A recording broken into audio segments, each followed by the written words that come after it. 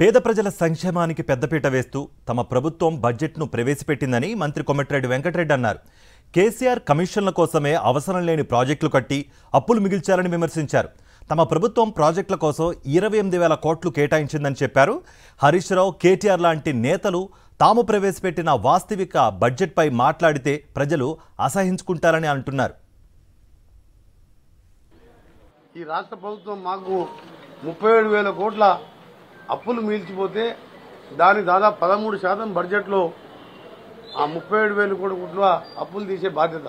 దుబారా ఖర్చు పెట్టి అవసరం లేని ప్రాజెక్టులు కట్టి కమిషన్ల కోసం కాళేశ్వరం లాంటి ప్రాజెక్టులు కట్టి దాని వడ్డీలు అప్పులు సర్పంచుల నుంచి మొదలు పెడితే ఇలా గ్రామ పంచాయతీ సర్పంచులు కూడా 1,200 బకాయిలు ఉన్నాయి. 1,200 కోట్లు ప్రతి రంగంలో అప్పులు పోతే 13% 37,000 కోట్లు అప్పులకే పోతుంది వారు చేసిన నిర్వాహకంతో.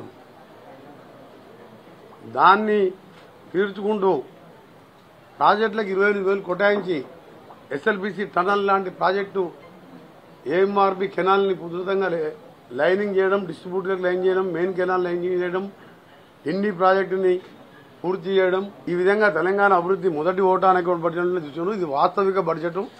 హరీష్ రావు గారు, కేటీఆర్ గారు ఈ పనికి రాని లీడర్లు ఈ బడ్జెట్ మీద ఎవరైనా మాట్లాడితే మాత్రం ప్రజలు అసహించుకుంటారు.